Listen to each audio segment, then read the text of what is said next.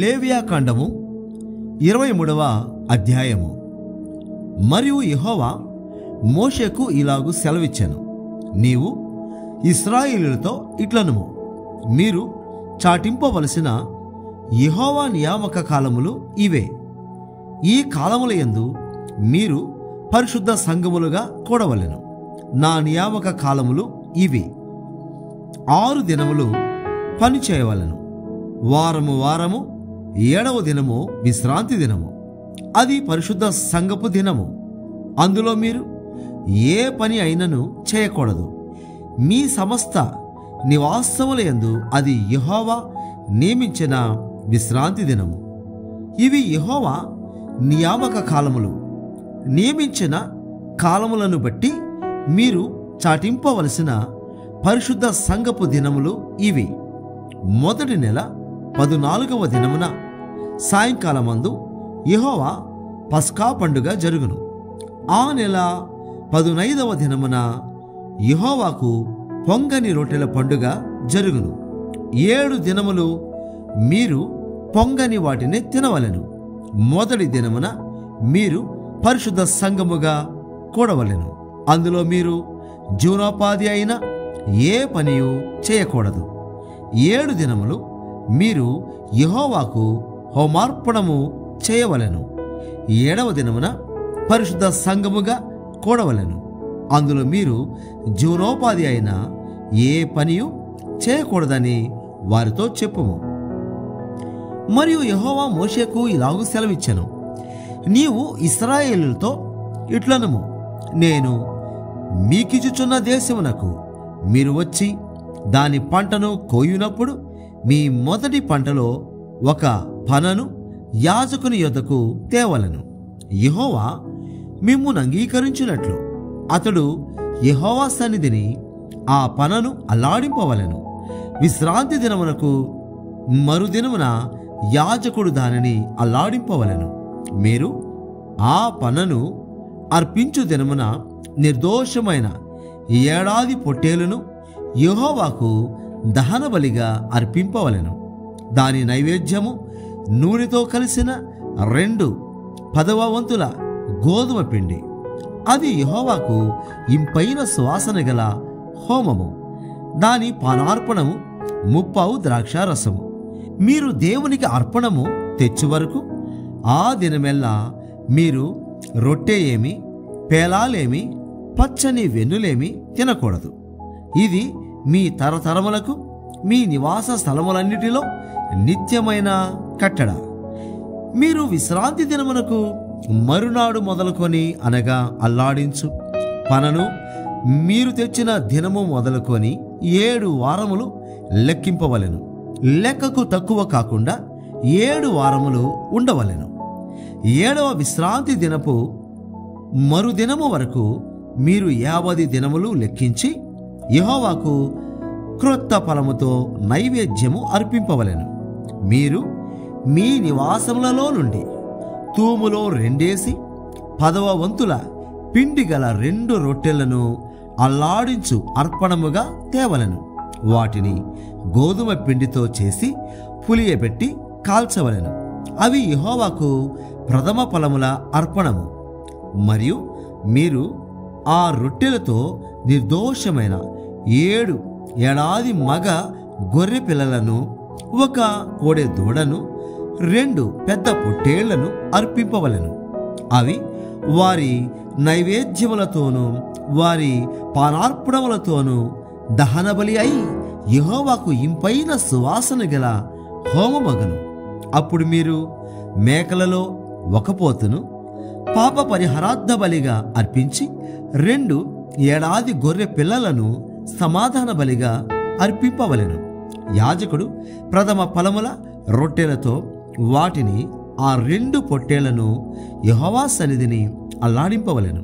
అవి యెహోవాకు ప్రతిష్ఠింపబడినవై యాజకుని వగును. ఆనాడే మీరు పరిశుద్ధ సంఘముగా కూడవలెనని చాటింపవలెను. అందులో మీరు జీవనోపాధి అయిన ఏ పనియు చేయకూడదు. ఇది మీ సమస్త నివాసములలో మీ తరతరములకు నిత్యమైన కట్టడ.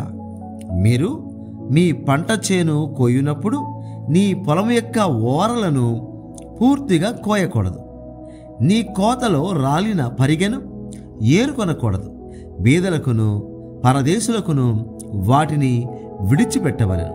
నేను మీ దేవుడనైన యెహోవాను. మరియు యెహోవా మోషేకు ఇలాగు సెలవిచ్చెను, నీవు ఇశ్రాయేలీయులతో ఇట్లనుము, 7వ నెలలో మొదటి దినము మీకు విశ్రాంతి దినము. అందులో జ్ఞాపకార్థ శృంగధ్వని వినినప్పుడు మీరు పరిశుద్ధ సంఘముగా కూడవలెను. అందులో మీరు జీవనోపాధి అయిన ఏ పనియు చేయుట మాని యెహోవాకు హోమము చేయవలెను. మరియు యెహోవా మోషేకు ఇలాగు సెలవిచ్చెను, ఈ 7వ నెల 10వ దినము పాపము నిమిత్తమైన ప్రాయశ్చిత్తార్థ దినము. అందులో మీరు పరిశుద్ధ సంఘముగా కూడవలెను. మిమ్మును మీరు దుఃఖపరచుకొని యెహోవాకు హోమము చేయవలెను. ఆ దినమున మీరు ఏ పనియు చేయకూడదు. మీ దేవుడైన యెహోవా సన్నిధిని మీరు మీ నిమిత్తము ప్రాయశ్చిత్తము చేసుకొనుటకై అది ప్రాయశ్చిత్తార్థ దినము. ఆ దినమున తన్ను తాను దుఃఖపరచుకొనని ప్రతివాడు తన ప్రజలలో నుండి కొట్టివేయబడును. ఆ దినమున ఏ పనినైనను చేయు ప్రతి వానిని వాని ప్రజలలో నుండకుండా నాశనము చేసేదను. అందులో మీరు ఏ పనియు చేయకూడదు. అది మీ సమస్త నివాసములలో మీ తరతరములకు నిత్యమైన కట్టడ. అది మీకు మహావిశ్రాంతి దినము. మిమ్ముని మీరు దుఃఖపరచుకొనవలెను. ఆ నెల 9వ నాటి సాయంకాలము మొదలుకొని మరుసటి సాయంకాలము వరకు మీరు విశ్రాంతి దినముగా ఆచరింపవలెను. మరియు యెహోవా మోషేకు ఇలాగు సెలవిచ్చెను, నీవు ఇశ్రాయేలీయులతో ఇట్లనుము, ఈ 7వ నెల 15వ దినము మొదలుకొని 7 దినముల వరకు యెహోవా పర్ణశాలల పండుగను జరుపవలెను. వాటిలో మొదటి దినమున మీరు పరిశుద్ధ సంఘముగా కూడవలెను. అందులో మీరు జీవనోపాధి అయిన ఏ పనియు చేయకూడదు. 7 దినములు మీరు యెహోవాకు హోమము చేయవలెను. 8వ దినమున మీరు పరిశుద్ధ సంఘముగా కూడి యెహోవాకు హోమార్పణము చేయవలెను. అది మీకు వ్రత దినముగా ఉండెను. అందులో మీరు జీవనోపాధి అయిన ఏ పనియు చేయకూడదు. యెహోవా నియమించిన విశ్రాంతి దినములుగాకయు మీరు దానములనిచ్చు దినములుగాకయు మీ మృక్కుబడి దినములుగాకయు మీరు యెహోవాకు స్వేచ్ఛార్పణములనిచ్చు దినములుగాకయు యెహోవాకు హోమ ద్రవ్యమునేమి దహనబలి ద్రవ్యమునేమి నైవేద్యమునేమి బలినేమి పానీయార్పణములనేమి అర్పించుటకై పరిశుద్ధ సంఘపు దినములుగా మీరు చాటింపవలసిన యెహోవా నియామక కాలములు ఇవి. ఏ అర్పణ దినమున ఆ అర్పణమును తీసుకొని రావలెను. అయితే 7వ నెల 15వ దినమున మీరు భూమి పంటను కూర్చుకొనగా 7 దినములు యెహోవాకు పండుగ ఆచరింపవలెను. మొదటి దినము విశ్రాంతి దినము, 8వ దినము విశ్రాంతి దినము.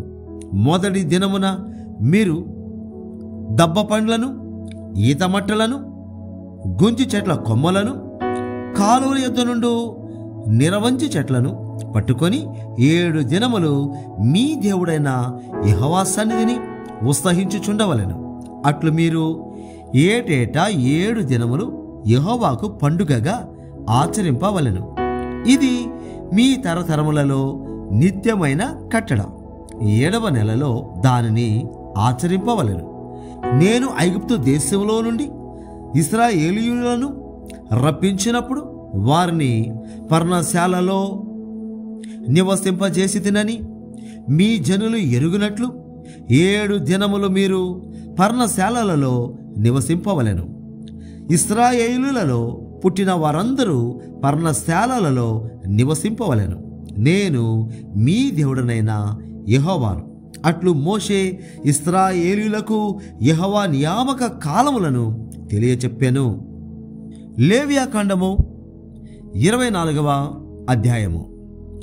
మరియు యెహోవా మోషేకు ఇలాగు సెలవిచ్చెను, దీపము నిత్యము వెలుగుచుండునట్లు ప్రదీపము కొరకు దంచి తీసిన అచ్చమైన ఒలీవ నూనెను తేవలెనని ఇశ్రాయేలీయులకు ఆజ్ఞాపించెము. ప్రత్యక్షపు గుడారములో శాసనముల అడ్డతెరకు వెలుపల అహరోను సాయంకాలము మొదలుకొని ఉదయము వరకు అది వెలుగునట్లుగా యెహోవా సన్నిధిని దాని చక్కపరచవలెను. ఇది మీ తరతరములకు నిత్యమైన కట్టడ.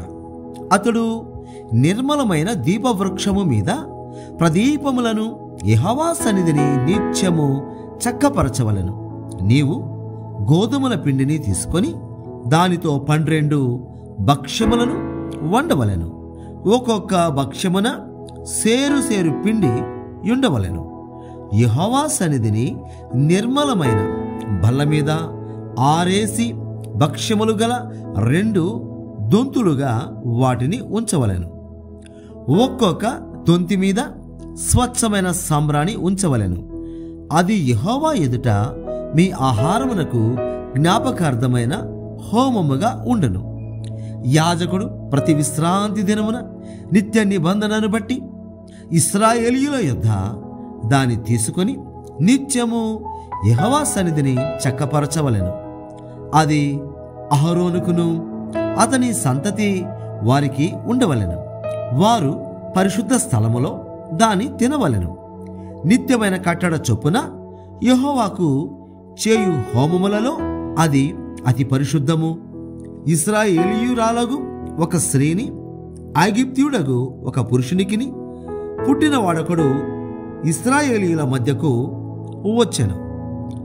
ఆ ఇశ్రాయేలీయురాలి కుమారునికిని ఒక ఇశ్రాయేలీయునికిని పాళెములో పోరు పడగా ఆ ఇశ్రాయేలీయురాలి కుమారుడు యెహోవా నామమును దూషించి శపింపగా జనులు మోషే యొద్దకు వాని తీసుకొని వచ్చిరి. వాని తల్లి పేరు షెలోమీతు. ఆమె దాను గోత్రికుడైన దిబ్రీ కుమార్తె. యెహోవా ఏమి సెలవిచ్చునో తెలుసుకుని వరకు వానిని కావలిలో ఉంచిరి.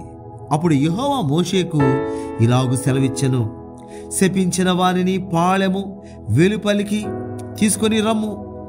వాని శాపవచనమును వినిన వారందరూ వాని తల మీద తమ చేతులుంచిన తరువాత సర్వసమాజము రాళ్లతో వాని చావగొట్టవలెను.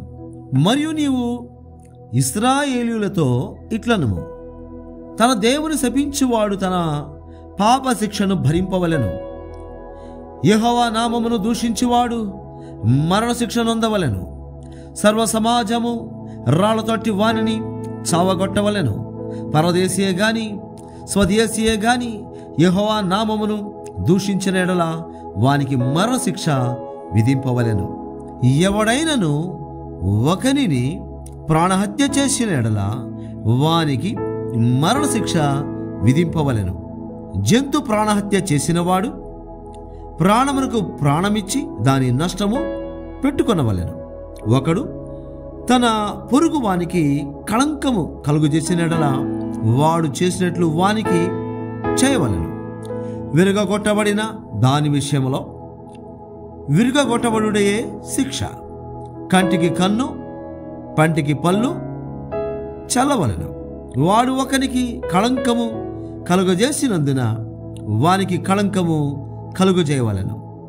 జంతువును చావగొట్టినవాడు దాని నష్టము నిచ్చుకొనవలెను. నరహత్య చేసిన వానికి మరణశిక్ష విధింపవలెను. మీరు పక్షపాతము లేక తీర్పు తీర్చవలెను.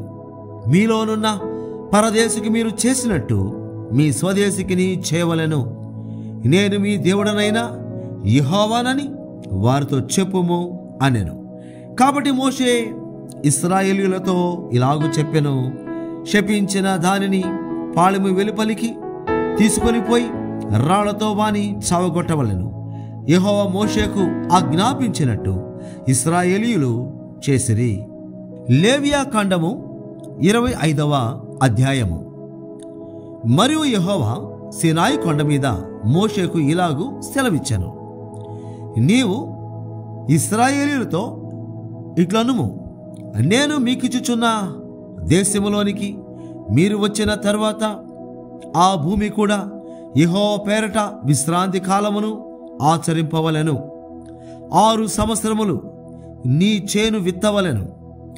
6 సంవత్సరములు నీ ఫలవృక్షముల తోటను బద్దించి దాని ఫలములను కూర్చుకొనవచ్చును.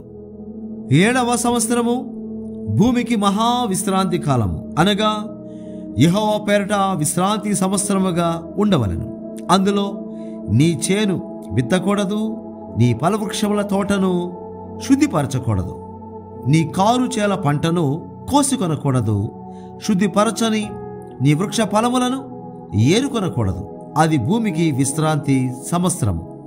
అప్పుడు భూమి యొక్క విశ్రాంతి సంవత్సర సస్యము నీకును, నీ దాసునికిని, నీ దాసికిని, నీ జితగానికిని, నీతో నివసించు పరదేశికిని ఆహారమగును. మరియు నీ పశువులకును నీ దేశ జంతువులకును దాని పంట అంతయు మేతగా ఉండును. మరియు 7 విశ్రాంతి సంవత్సరములను, అనగా 7 ఏండ్లు గల సంవత్సరములను లెక్కింపవలెను. ఆ 7 విశ్రాంతి సంవత్సరముల కాలము 49 సంవత్సరములగును. 7వ నెల 10వ నాడు మీ స్వదేశమంతటా శృంగనాదము చేయవలెను. ప్రాయచిత్తార్థ దినమున మీ దేశమంతటా ఆ శృంగనాదము చేయవలెను. మీరు ఆ సంవత్సరమును, అనగా 50వ సంవత్సరమును పరిశుద్ధపరచి మీ దేశ వాసులకందరికీ విడుదల కలిగినదని చాటింపవలెను. అది మీకు సునాదముగా నుండెను. అప్పుడు మీలో ప్రతివాడు తన స్వాస్థ్యమును తిరిగి పొందవలెను. ప్రతివాడు తన కుటుంబమునకు తిరిగి రావలెను. ఆ సంవత్సరము, అనగా 50వ సంవత్సరము మీకు సునాద కాలము. అందులో మీరు విత్తకూడదు, కారు పంటను కోయకూడదు, శుద్ధిపరచని నీ ఫలవృక్షముల పండ్లను ఏరుకొనకూడదు. అది సునాద కాలము. అది మీకు పరిశుద్ధమగును. పొలములో దానంతటా అదే పండిన పంటను మీరు తినెదరు. ఆ సునాద సంవత్సరమున మీలో ప్రతివాడు తన స్వాస్థ్యమును మరలా పొందవలెను. నీవు నీ పొరుగువానికి వెలకు ఇచ్చిన దేని విషయములో కానీ, నీ పొరుగువాని దగ్గర నీవు కొనిన దేని విషయంలో కానీ మీరు ఒకరినొకరు బాధింపకూడదు. సునాద సంవత్సరమైన తరువాత గడిచిన ఏండ్ల లెక్క చొప్పున నీ పొరుగువాని యొద్ద నీవు దానిని కొనవలెను. పంటల లెక్క చొప్పున అతడు నీకు దానిని అమ్మవలెను. ఆ సంవత్సరముల లెక్క హెచ్చిన కొలది దాని వెల హెచ్చింపవలెను.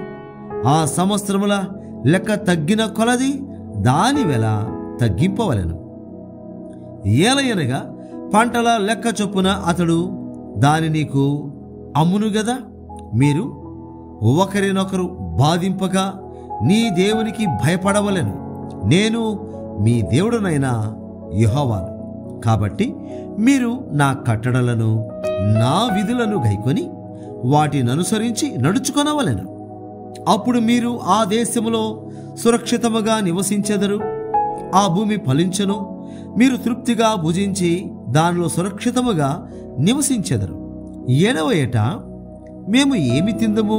ఇదిగో మేము చల్లను పంట కూర్చను వల్లగాదే అనుకుందురేమో. అయితే నేను 6వ ఏట నా దీవెన మీకు కలుగునట్లు ఆజ్ఞాపించెదను. అది 3 ఏండ్ల పంటను మీకు కలుగజేయను. మీరు 8వ సంవత్సరమున విత్తనములు విత్తి 9వ సంవత్సరం వరకు పాత పంట తినేదరు.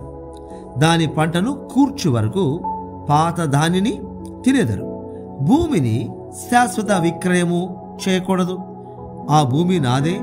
మీరు నా యొద్ద కాపురం ఉన్న పరదేశులు. మీ స్వాస్థ్యమైన ప్రతి పొలము మరల విడిపింపబడినట్లుగా దాన్ని అమ్ముకొనవలెను.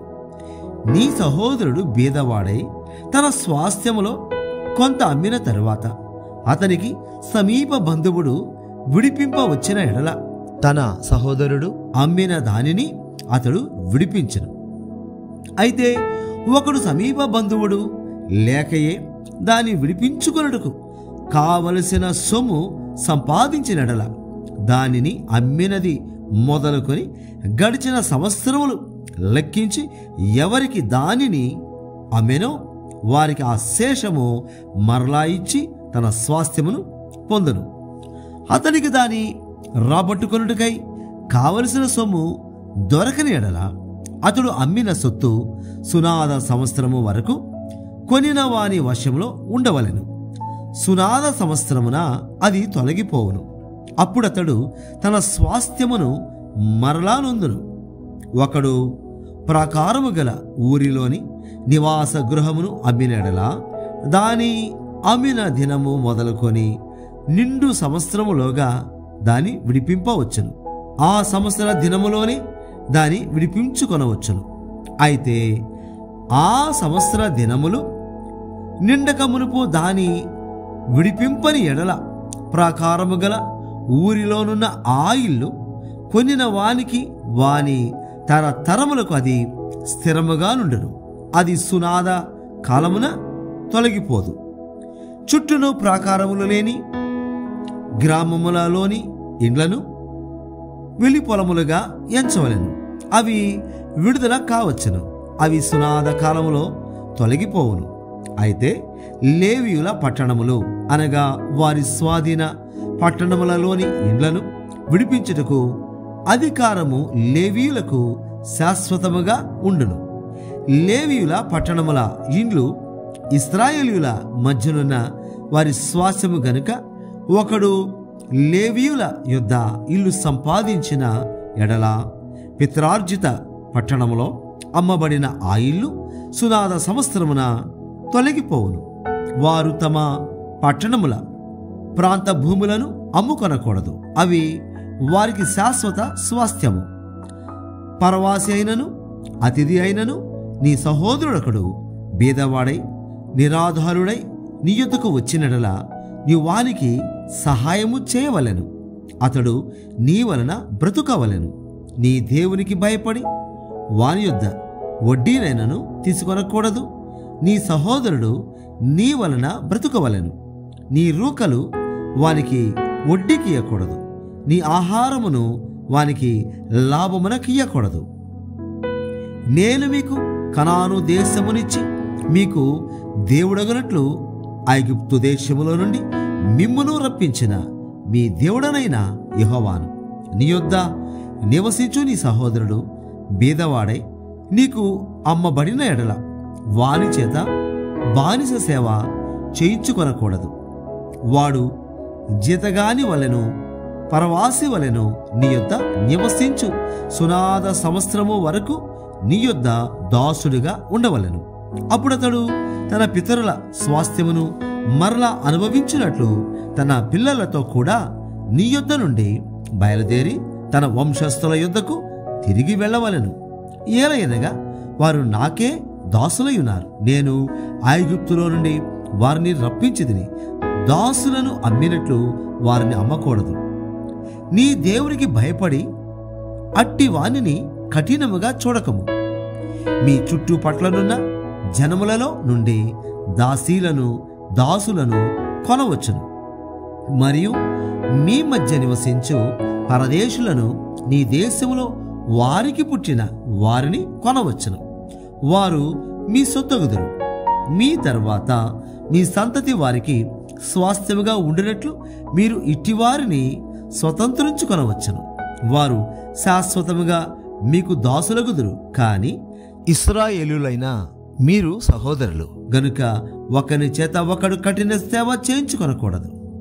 పరదేశీయే గాని నీ యొద్ద నివసించువాడే గాని ధన సంపాదనము చేసుకున్నప్పుడు అతని యొద్ద నివసించు నీ సహోదరుడు బీదవాడై నీ యొద్ద నివసించు ఆ పరదేశికైనను ఆ పరదేశి కుటుంబములో వేరొకనికైనను తన్ను అమ్ముకొనిన ఎడల తను అమ్ముకొనిన తరువాత వానికి విడుదల కావచ్చును. వాని సహోదరులలో ఒకడు వానిని విడిపింపవచ్చును.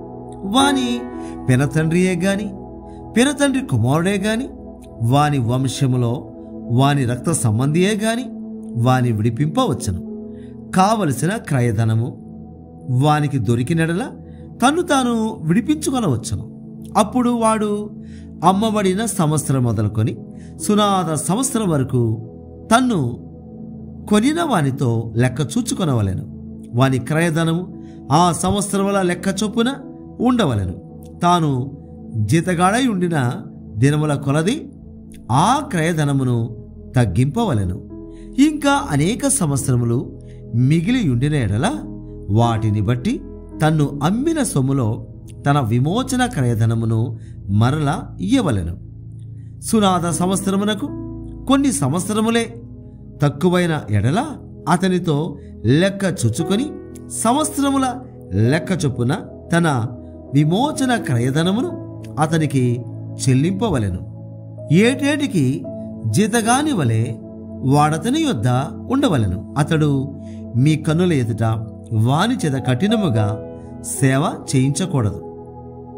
అతడు ఈ రీతిగా విడిపింపబడని ఎడల సునాద సంవత్సరమున వాడు తన పిల్లలతో కూడా విడుదల నొందును. ఏలయనగా ఇశ్రాయేలీయులు నాకే దాసులు, నేను ఐగుప్తు దేశములో నుండి రప్పించిన నా దాసులే. నేను మీ దేవుడనైన యెహోవాను.